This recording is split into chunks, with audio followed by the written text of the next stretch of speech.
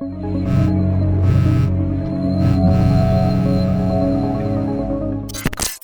everyone, Indro here. In this video, I'll walk you through the creation of my entry for Benny's monthly Photoshop battle artwork. At this point, I'm pretty sure I don't have to introduce who Benny from Benny Productions is, but in case you do not know him, I highly recommend you go and check out his channel. This is mind-blowing. So let's jump straight into the concept. Benny provided few images of him and we are to create an artwork based on the alien theme. For his theme intro video, he made an alien attack artwork.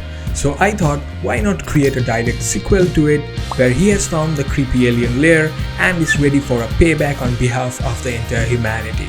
So I based my idea around this image with some huey alien pods inside a broken metro tunnel to make it look more creepy, added some destroyed city and a lovely sunset to give it a he's the savior kind of feel.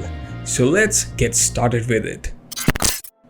I chose this image of him, but then I liked his foot pose of this image and I thought why not combine both of them because that will give a more badass feel. So I did some normal blendings with layer masking, painting on the layer mask, using the clone stamp tool and the spot healing brush tool, all the usual stuff, and also I manually painted occasionally to blend the pieces together a bit. Once I'm happy with it, I'm keeping him as a smart object so that I can visit it at the future to add some more elements. Then I placed the tunnel image and I took two images. I chose this one specifically because I'll be putting some sunset at the back, so this one beautifully matches the light direction that I'm looking for. And from the second image, I really like the small details it has, like the stone chips on the floor, the cables, and also I took some details on the foreground, but for the general part, I kept the other tunnel image. Now I'm painting manually on the layer mask to create that broken appearance. I'm painting along the main bars to give it a more natural, broken away, destroyed feel. I'm also painting some internal iron structures manually to give it a more authentic look.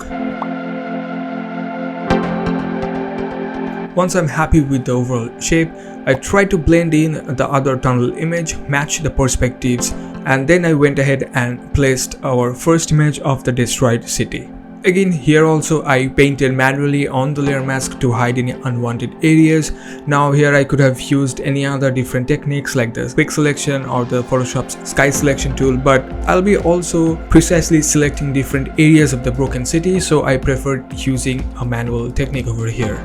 Now I'm creating multiple copies of the same destroyed city and I'm creating copies of it from different areas. Like here you can see I took the stone debris and created some clone stamp on the mid ground. So it's just like I'm mixing and matching different areas that looked good to me. So this is our perspective guide. I used it to align these lines correctly. Now here lots of straight lines like the tracks and also the iron structures in the tunnel and even the building. So here I had to pay a close attention to the horizon line, to the vanishing point and also at the perspective, and had to make sure that this line align up correctly. Now for the sky I took two images. I really loved the red tinged cloud from this sky image. It perfectly matches the vision that I have in mind with the sunset at the back. Also, I tried to fill up the background with the skyline of a city. So this is the image I used. And on the top portion of that sky image, it was a bit bright and was not suiting the look that I was going for. So I took a different image and painted those dark clouds from there. But again, it was lacking that beautiful red highlights. So I used a manual approach using a clone stamp tool. Took some samples from the first image and painted some highlights on the dark clouds on the second image. Here I took some more images of destroyed cities. I really liked this old ruined water tank or whatever it is, and I thought it gives more of that post-apocalyptic vibe. Here I also added some images of destroyed buildings just to fill up our mid-ground a bit and create some variations here and there. Now the angle of this building at the mid-ground was not aligning up with our perspective lines, so I used the perspective warp tool to correct it properly. Now no alien composition can be without a UFO. So I took this image and instead of placing it in the sky, I thought about doing something different with it. So I tried to create a crashed UFO maybe someone has taken it down or something like that. Now I went into the smart object where I kept Penny and started adding some more elements to his image. So first I went with a Kevlar vest and I used the warp tool in the free transform tools to align it properly with his hoodie. And then on the layer mask I painted out the areas like the area in the neck region and also the areas that should get covered with the gun and his hands. I painted them away. I'm not paying any attention to the shadows and highlights over here. I'm just creating the basic shape on the layer mask, how things would stack up one above the another, just to create the basic skeleton of all the elements that I'm adding over here. Then I went ahead and gave him an ammo pouch and quickly used the exposure adjustment layer to darken it up a bit and match it with the overall tone. And also I added a Stinger rocket launcher. He'll be needing that, right, if he's fighting with all those creepy aliens and all. And then I decided to replace his assault rifle with something cool, so I got this image of the plasma rifle, but it was looking a bit toyish, so I decided to keep some areas of it and mix it with the assault rifle that he was already having. Alright, now it's time to place our notorious aliens. And luckily I got the same alien images that he used for his alien attack artwork, but I decided to use them as some alien pods. I added one of those alien pods and I tried to make it a bit more creepy and weird by adding this stringy gooey stuff. So I used the smudge tool with the strength at 100% and I dragged pixels colors from these alien objects and created those stringy gooey stuff. So it's now will be a repetitive process where I'll be placing more of these alien creatures on the foreground, mix and matching their orientation and angle, and will be manually painting this stringy gooey stuff with a smudge tool. Now once that is done, I added some little creepy critters on the tunnel ceiling. This was also done to balance out the greens because we'll be having green on the bottom section.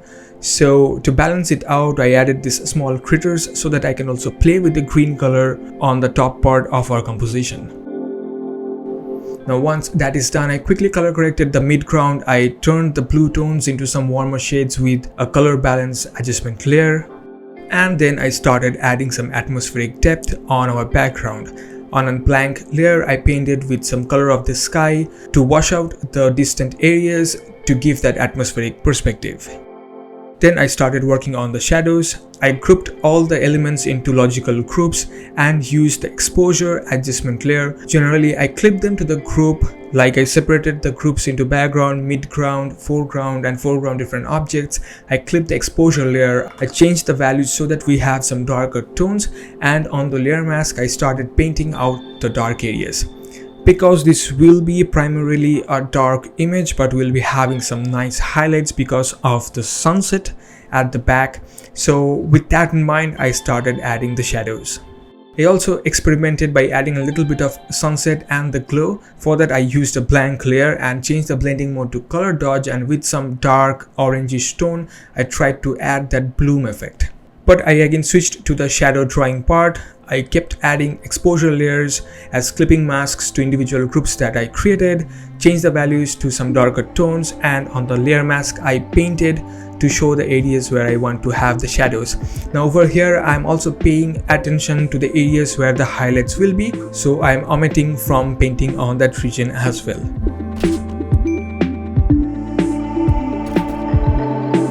I quickly created a cast shadow of Benny on the floor, and I'll be creating the contact shadow at some point later. Next, it's time to darken up our hero. I used the same exposure layer treatment, took the values to some darker tones and painted on the layer mask to darken him up.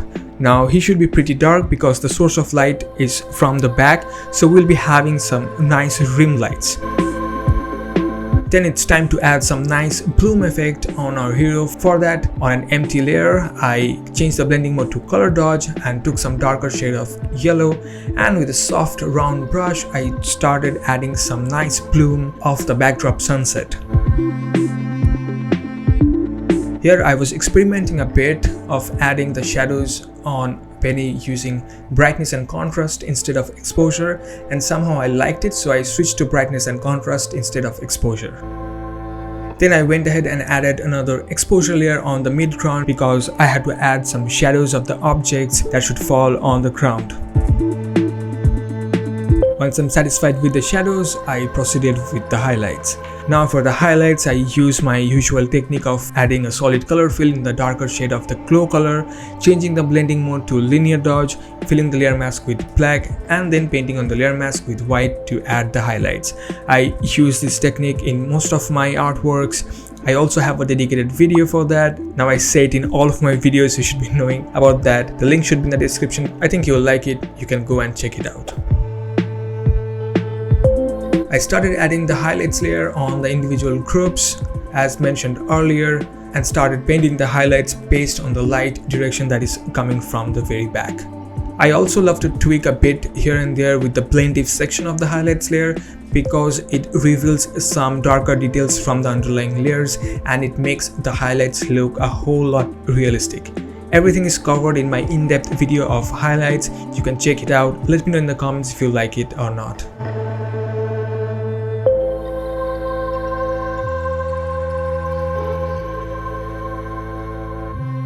Once I'm happy with the highlights, I went into the smart object where I placed penny and I started working on the shadows of the elements that I placed. Once happy with that, I switched again back to my main canvas and started working on the nice rim light around him. For that I used the same technique of a solid color fill. The color is in the darker shade of the glow color. I'm using the blending mode as linear dodge. I fill the layer mask with black and then with white I started painting the rim highlights. Next I decided to add some smoke on the UFO because it's already crashed and add some textures to it. And who knows, maybe he used a Stinger rocket launcher to take it down. That's up to you to guess. I also added some highlights on the smoke that should be falling from the sunset. Then it's time to add some glow to our alien attackers, and for that I again used the same technique. I took some darker shade of green in a solid color fill, changed the blending mode to linear dodge, and on a layer mask filled with black I painted with a soft round brush with color white to get the highlights. I tried to give an organic feel over here. It's like the glow is coming from the inside of these creepy alien pods, and to give that a little bit unsettling feeling. I also added some highlights on these little critters on top. Then I went ahead and painted some highlights and shadows on this gooey stringy stuff. On a blank layer I simply painted with some light green color to add the highlights and some darker brownish green color to add the shadows. It should add kind of 3D feel to the stringy structures and make it a bit more realistic.